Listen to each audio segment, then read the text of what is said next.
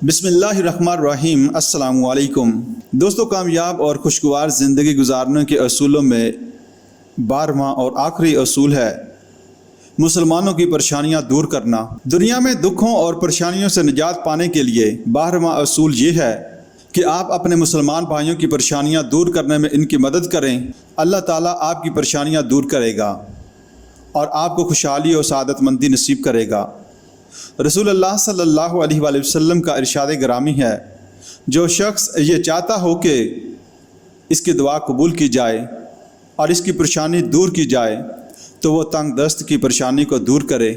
यानी एक तंग हाल की तंगी और परेशानी दूर करने से अल्लाह ताला इसकी दुआ को कबूलियत से नवाजता है और इसकी परेशानियां दूर कर देता है। सामीन, जैसा कि शुरू में ज़िक्र किया कि एक ये कि खुशगवार ज़िंदगी का असूल कैसे मुमकिन है और कामयाब ज़िंदगी के असूल कौन से हैं, और दूसरा ये कि दुनिया में परेशानियों, दुखों और मसाइब व आलाम से निजात पाने के असूल क्या हैं।